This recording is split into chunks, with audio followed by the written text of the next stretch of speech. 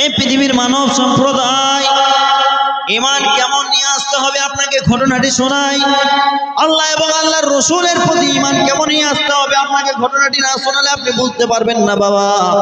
ও পর্দার আড়ালে মা এবং বোনেরা, আপনারা শুনে যান রাতের বেলা আমি যেন আপনাদেরই সন্তান, আমি যেন আপনাদেরই ছেলে আপনাকে বলে যাই শুনুন একটি ঘটনাটি আপনি হৃদয় করে শুনুন। বিশ্ব নবী নবী মুহাম্মদুর রাসূলুল্লাহ সকলেই পড়ুন সাল্লাল্লাহু আলাইহি ওয়াসাল্লাম। তিনি একদিন মসজিদে নববীতে বসে আছেন। এমন সময় তিনি তিনজন সাহাবীকে ডেকে বললেন, হে যায়েদ, হে জাফর, হে আব্দুল্লাহ, তোমাদেরকে মুতার প্রান্তে মুতার যুদ্ধে প্রধান, দ্বিতীয় এবং তৃতীয় সেনাপতি বানালাম, তোমরা কি বলছো বলো। সেনাপতি মানে তোমাদেরকে যুদ্ধের ময়দানে আগে যেতে হবে, তোমাদের ভালো মন্দ হবে, তুমি মৃত্যুবরণ করবে, শহীদ হবে, তোমার যেন হাত পা কেটে যাবে, তুমি অচল হয়ে যাবে যখন তখন অন্য কেউ আগাবে, মানে যুদ্ধের ময়দানে তোমাকে এগোতে হবে। এই কথা যখন বিশ্ব নবী নবী মুহাম্মদুর রাসূলুল্লাহ সাল্লাল্লাহু আলাইহি ওয়াসাল্লাম যখন কথাটি বললেন, বিশ্ব নবী বলার সঙ্গে সঙ্গে তিনজন লাব্বাইক ইয়া রাসূলুল্লাহ বলে তিনজন হাত উঁচু করলেন এবং বলছেন, ইয়া রাসূলুল্লাহ, আমরা তো মসজিদেই উপস্থিত আছি, আপনার পিছনে আমরা নামাজ পড়লাম, আমরা রেডি আছি, আমরা তৈরি আছি, কখন যেতে হবে বলেন যুদ্ধের ময়দানে মুতার প্রান্তে? 10 মিনিট না 20 মিনিট না আধা ঘন্টার মধ্যে বের হতে হবে, ইয়া রাসূলুল্লাহ আপনি একটু বলুন। তখন বিশ্বনবী নবী মুহাম্মদুর রাসূলুল্লাহ বিশ্বনবীজি বললেন, হে যায়েদ, হে জাফর, হে আব্দুল্লাহ, তোমরা জানো না তোমরা কোথায় যাচ্ছ? তিনজন বলছেন, ইয়া রাসূলুল্লাহ আমরা ভালো মতন জানি আমাদেরকে যুদ্ধের ময়দানে আগাতে হবে, আমরা ভালো মতন জানি ইয়া রাসূলুল্লাহ, কখন যেতে হবে আপনি বলেন। তখনই তিনজনকে বিশ্বনবী বলছেন, রে যায়েদ, তুমি হয়তো হতে পারে যুদ্ধের ময়দান থেকে তুমি ফিরেও না আসতে পারো, সেই জন্য যায়েদ তুমি কি করো, তুমি যেন বাড়ির মধ্যে গিয়ে নিজের সন্তান সন্ততি স্ত্রীর সঙ্গে তুমি দেখা করে নিয়ে এসো, পিতামাতার সঙ্গে তুমি দেখা করে এসো। হে জাফর বিন আবু তালিব, তুমিও দেখা করে এসো, সাক্ষাৎ করে এসো তোমার সন্তানদের সঙ্গে, তোমার স্ত্রীর সঙ্গে, তোমার মেয়ে ছেলের সঙ্গে, মা বাবার সঙ্গে তুমি দেখা করে এসো, যুদ্ধের ময়দানে তোমাকে এগোতে হবে। 3 নম্বরে আব্দুল্লাহ ইবনে রাওয়াহাকে বললেন, হে আব্দুল্লাহ তুমিও যাও, তুমিও দেখা করে এসো। বাবা আমার, ভাই আমার, হৃদয় দিয়ে ঘটনাটি শুনলে আপনার যদি সরষা দানা পরিমাণ যদি ঈমান থাকে তাহলে আপনার চোখ দিয়ে অশ্রু ঝরবে। বাবা শুরু করে দিয়েছি আপনাদের সামনে ঘটনাটি। এই তিনজনকে যখনই এই কথা বলা, বিশ্বনবীজি যখনই কথা বললেন তখন বিশ্বনবীকে যায়েদ বলছেন, ইয়া রাসূলুল্লাহ, বিশ্বনবীজি গো, আমার শৈশব কৈশোর যৌবন আপনার কাছেই কেটেছে, ইয়া রাসূলুল্লাহ কোনদিন আপনি আমাকে চড়াও করে কথা বলেননি, ইয়া রাসূলুল্লাহ কোনদিন আপনি আমাকে জোর আওয়াজে কথা বলেননি, জোর গলায় কথা বলেননি। আমার যদি কোনো মিস্টেক হয়ে গেছে, আমার যদি কোনো ভুল হয়ে গেছে, আমার যদি কোনো ত্রুটি হয়ে গেছে, বিশ্বনবীজি গো আমাকে ধমক মেরে আপনি কথা বলেননি। আমার পিতা আপনি, আমার মাতাও আপনি। মানে বিশ্বনবীর পালিত পুত্র ছিলেন যায়েদ। যখন খাদিজার সঙ্গে বিবাহ বন্ধনে আবদ্ধ হন বিশ্বনবী, তখন এই যায়েদকে দিয়েছিলেন খাদিজার ভাতিজা তার ফুফির জন্য, অন্তত পক্ষে ছেলেটাকে নিয়ে শান্তিতে বসবাস করবে আমার পিসি। কেননা প্রথম স্বামী তার মারা গেছে, দ্বিতীয় স্বামী তাকে তালাক দিয়েছে। খাদিজা একটা সম্ভ্রান্ত পরিবারের মেয়ে, তার কোনো জিনিসের অভাব নেই, কিন্তু এই ছেলেটাকে দিলাম অন্তত পক্ষে স্বামী হারার বেদনাটা ভুলে থাকতে পারবে। সেই যায়েদকে বিশ্বনবী যুদ্ধের ময়দানে পাঠাচ্ছেন। তখন যায়েদ এই কথা বললেন, ইয়া রাসূলুল্লাহ শৈশব কৈশোর যৌবন আপনার কাছেই কেটেছে, বিশ্বনবীজি গো আপনি, বিশ্বনবীজি গো আপনি আমাকে ক্ষমা করে দেবেন। এই কথা যখনই বলা, এইবার ভাই এই কথা যখনই বলা, তখন জাফর বিন আবু তালিবকে বিশ্বনবীজি বলছেন, হে জাফর, বিশ্বনবীজি বলছেন, জাফর তুমিও যুদ্ধের ময়দানে যাও, যাওয়ার পূর্বে তোমার সন্তান স্ত্রীর সঙ্গে তুমি দেখা করে নাও। তখন জাফর নিজের স্ত্রীর কাছে গিয়ে, জাফরের ছোট্ট ছোট্ট সন্তানেরা ছিল, বাচ্চারা ছিল, ছেলে মেয়েরা ছিল। সেই জাফর কি বলল, বাবা হৃদয় করে শুনুন, আপনার অন্তর দিয়ে শুনুন। সেই জাফর কি বলল, জাফর সঙ্গে সঙ্গে বলল, হে আমার স্ত্রী, আমি যুদ্ধের ময়দানে বেরিয়ে গেছি, রাহিলিল্লাহ, আল্লাহর রাস্তায় আমি বেরিয়ে গেছি। হে আমার স্ত্রী, আমার ছোট ছোট সন্তান আছে, তাদেরকে তুমি আমার এই রাস্তাটা তুমি দেখিয়ে দেবে এবং বলবে এই রাস্তা দিয়ে তোমার বাবা ইসলামের জন্য শহীদ হয়ে গেছে, অতএব তুমিও এই রাস্তা দিয়ে চলে যাও। 3 নম্বরে আব্দুল্লাহ ইবনে রাওয়াহা, এই ঘটনাটি শুনুন, হৃদয় দিয়ে শুনুন। আব্দুল্লাহ ইবনে রাওয়াহা তিনি কি করেছিলেন? তিনি যেন বিবাহ করেছেন নতুন এবং মসজিদে গেছেন নামাজ আদায় করতে, এবং যুদ্ধের 3য় সেনাপতি বানিয়ে দেওয়া হয়েছে আব্দুল্লাহ ইবনে রাওয়াহাকে। যুদ্ধের ময়দানে যাওয়ার জন্য প্রস্তুতি নিয়ে নিয়েছেন। বিশ্বনবীজি বলছেন, তোমার স্ত্রীর সঙ্গে তুমি দেখা করে আসো আব্দুল্লাহ। যখনই দেখা করতে গেছেন, যুদ্ধের সময়টা খুবই সংকীর্ণ, খুবই শর্ট, খুবই অল্প সময়। এবার নতুন স্ত্রী কি করছে, বাড়ির মধ্যে গুনগুন গুনগুন করে কোরআন তেলাওয়াত করছে। এমতো অবস্থায় সে নতুন স্ত্রী যখন গুনগুন গুনগুন করে তেলাওয়াত করছে, বাবা আমার, ভাই আমার, ও মা বোনেরা আমার, শুনে নিন, স্বামী স্ত্রীর মিলটা কত মহাব্বতের মিল। তারপরেও বিশ্বনবীজিকে কত ভালোবেসেছেন আব্দুল্লাহ। নতুন বিয়ে করেছেন, স্ত্রীর চেহারা পর্যন্ত দেখেননি, স্বামীর চেহারা পর্যন্ত দেখেননি। সেই স্ত্রীটা এবং বিবাহ বন্ধনে আবদ্ধ হয়েছেন, এবং তারপরে গেটের বাইরে থেকে, দরজার বাইরে থেকে ঠক ঠক ঠক ঠক করে আব্দুল্লাহ আওয়াজ দিচ্ছেন, হে আমার প্রিয়া, হে আমার অর্ধাঙ্গিনী, হে আমার বিবি, তুমি শোনো শোনো শোনো, বিশ্বনবীজি আমাকে যুদ্ধের ময়দানে 3য় সেনাপতি বানিয়ে দিয়েছেন। আমার আগে 2 জন সাহাবা আছেন, আমাকে 3 নম্বর কি সেনাপতি বানিয়ে দিয়েছেন।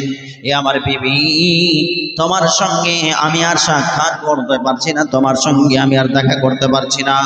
এই কথা যখনই বললাম, তখনই আব্দুল্লাহর স্ত্রী বলছেন, ও স্বামী আমার, আপনার সঙ্গে আমি সাক্ষাৎ করতে চাই না, শুধু এক নজর আপনাকে দেখব।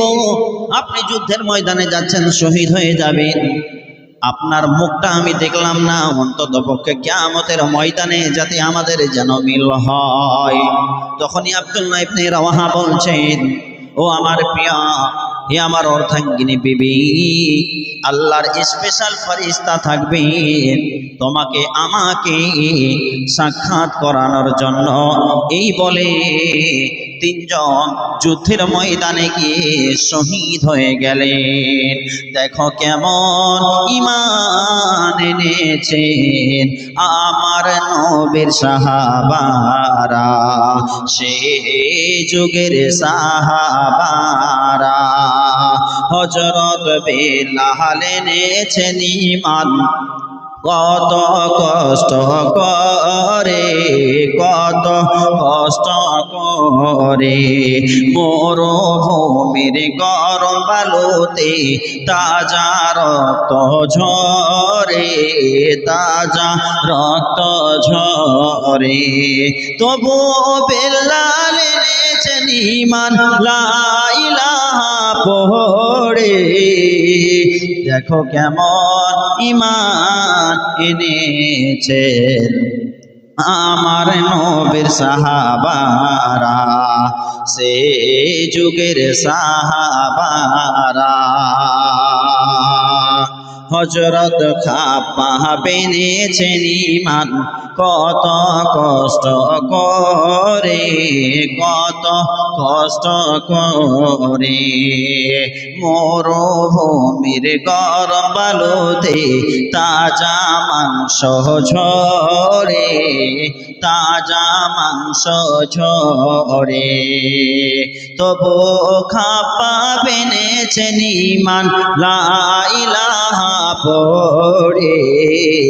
দেখো কেমন ঈমান এনেছেন আমার নবীর সাহাবারা, সে যুগের সাহাবারা। হযরত হানজালা এনেছেন ঈমান কত কষ্ট করে, কত কষ্ট করে। নতুন বিয়ে করে তিনি ছিলেন বাসর ঘরে, ছিলেন বাসর ঘরে। যুদ্ধের দামামা উঠলো বেজে, হলো না গোসল করা। দেখো কেমন ঈমান এনেছেন আমার নবীর সাহাবারা, সে যুগের সাহাবারা।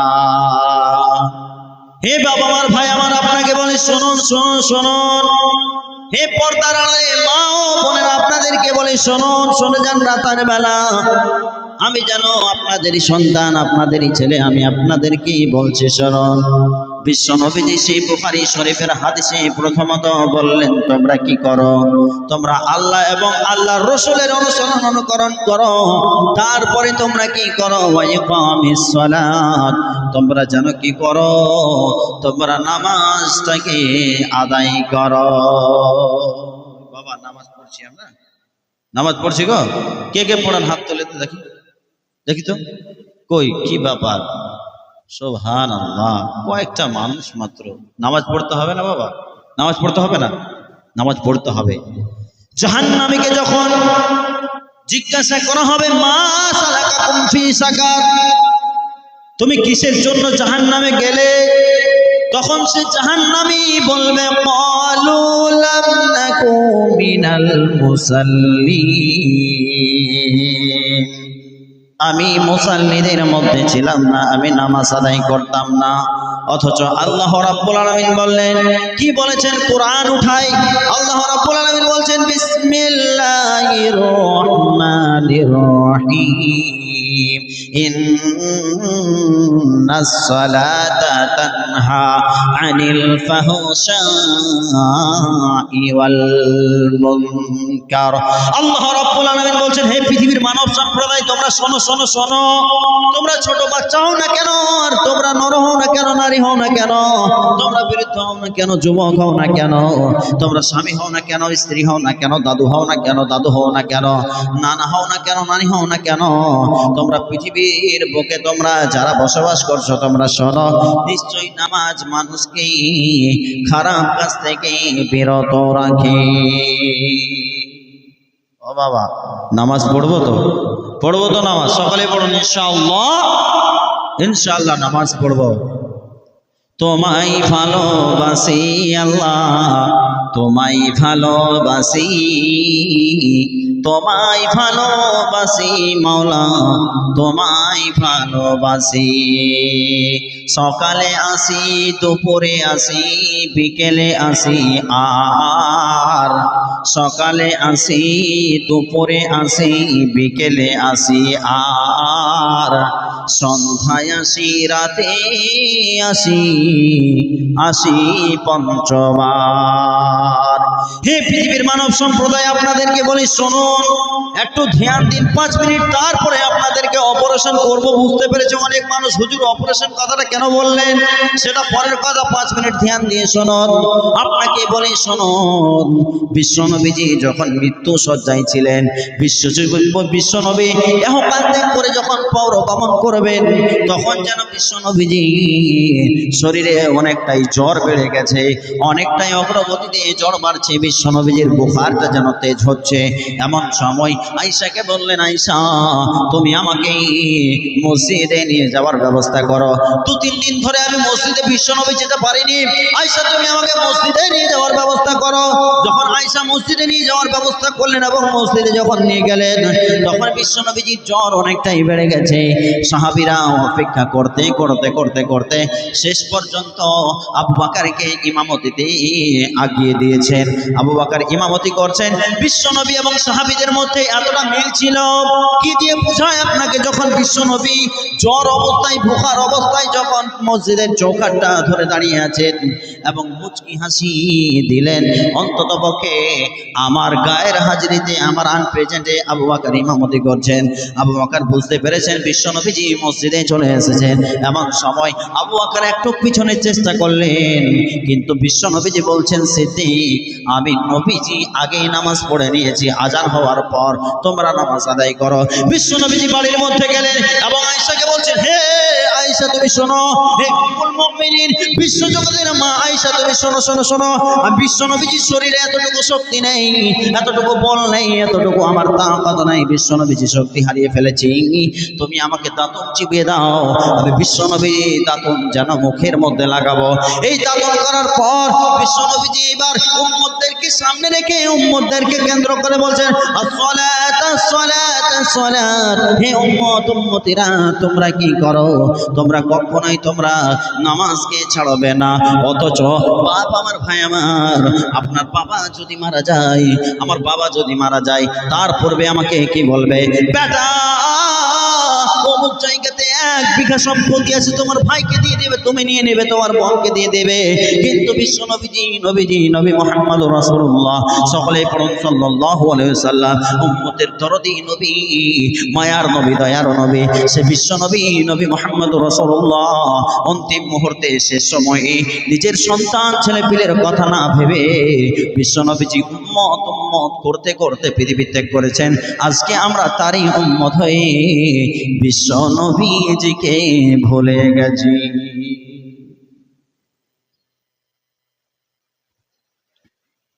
জি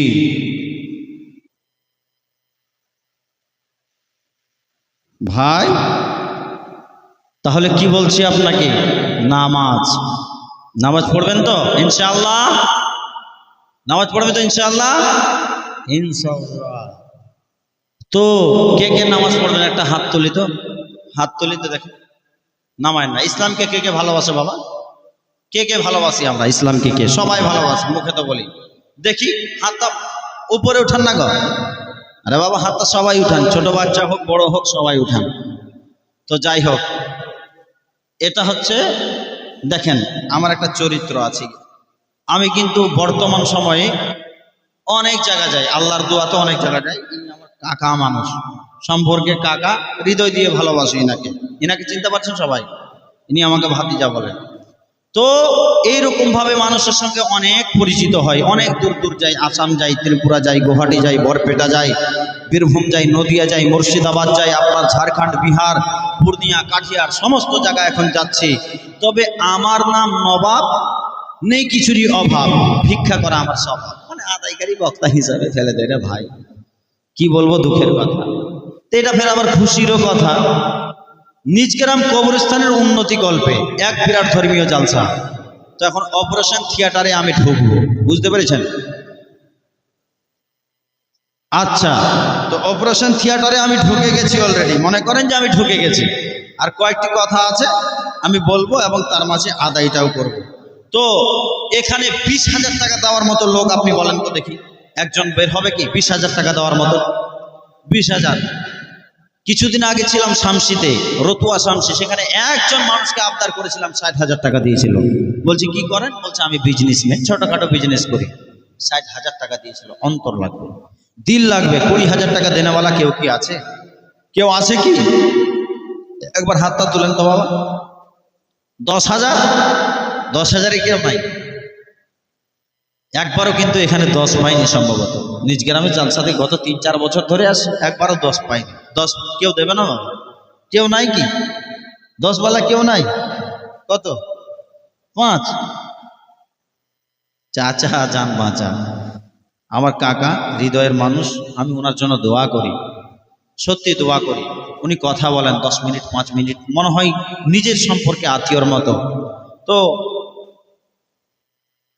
কাকার পরিচয় আমার এখান থেকে হয়েছিল না, নিজ গ্রাম থেকে আমাকে চেনে। তো আমি বেশি নয় আর 1000 টাকা আবদার করবো, উনি যথেষ্ট প্রত্যেক বছর দেন, সব জায়গাতেই দিতে হয় ওনাকে। তো যাই হোক, যখন 5 পেলাম কিনা তো আর আবদার বেশি করবো না, 1000 করবো। কাকা দিবেন ইনশাআল্লাহ, অবশ্যই দিবেন ইনশাআল্লাহ। হ্যাঁ, 1000, বেশি নয়। মাশাআল্লাহ, নারায়ে তাকবীর।